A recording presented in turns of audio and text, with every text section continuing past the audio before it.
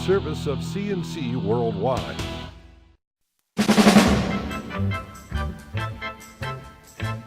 The Daily is a service of CNC News and Jib Jab. Greetings, I'm Bud Lowell. The full AccuWeather forecast is across the top of this and every CNC local news page.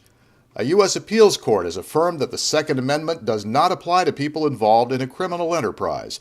The case was brought by a cocaine distributor from Rochester named Ron Bryant.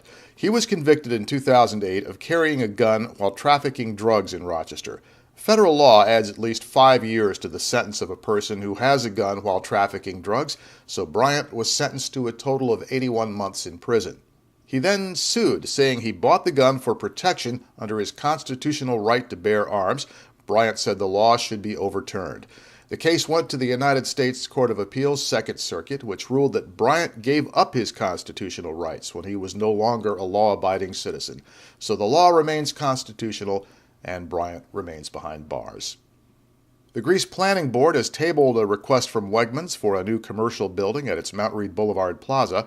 Wegmans has contracts to buy the two houses just north of its current parking lot, assuming it can get the necessary approvals.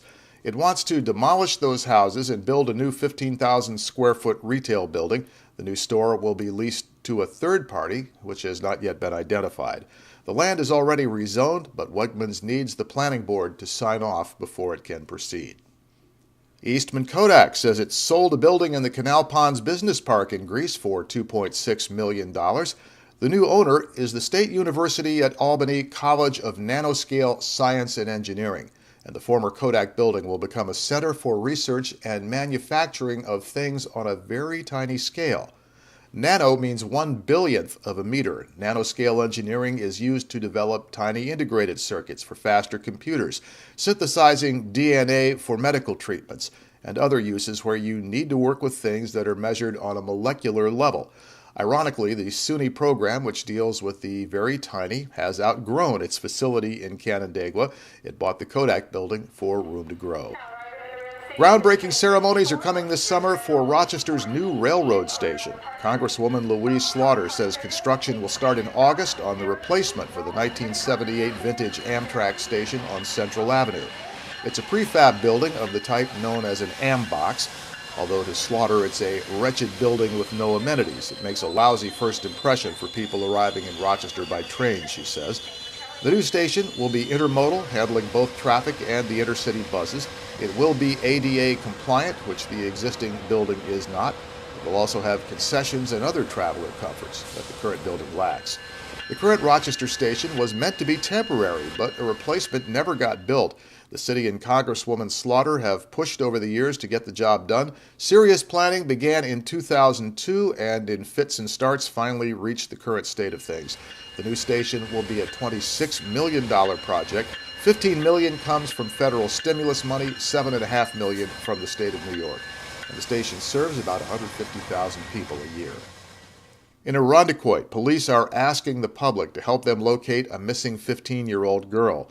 They say Deza Smith of Fairport was at an office complex in Irondequoit with her mother on Tuesday when she apparently decided to visit some friends who live in the area. She left the building on foot and was last seen walking in the East Ridge Road, Seneca Avenue area near the Rochester city line. The girl has not been seen or heard from since. Irondequoit police say she's 5'4", medium build. She was last seen wearing a black jacket with a green scarf. Anyone with information is being asked to call 911. The woman accused of providing shooter William Spengler with two of the guns he used to ambush the West Webster Fire Department has been indicted by a Monroe County grand jury.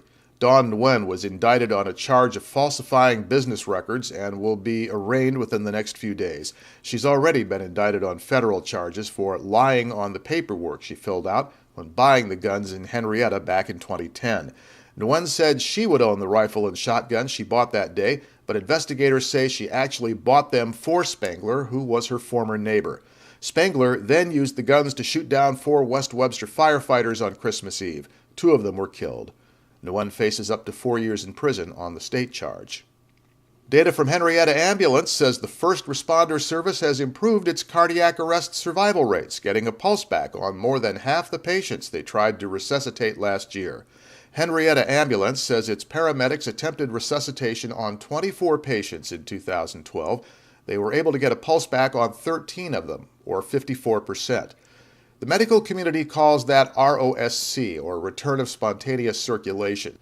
54% may seem low, but it compares very favorably with the estimated national average of between 16 and 20%.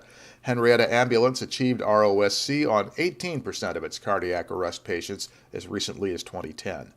The ambulance service says the biggest contributing factor to the improvement is a new understanding of CPR, which focuses on chest compressions and early use of a defibrillator machine on stopped hearts. You'll find links to these and other stories to the left of the player window, and at the bottom of the page, links you can use to post your news, information, cell phone videos directly to us. Share what you've seen and what you know, and you can help us cover the area. So the next news is as it happens, updates are as necessary, and I'm Bud Lowell, CNC News.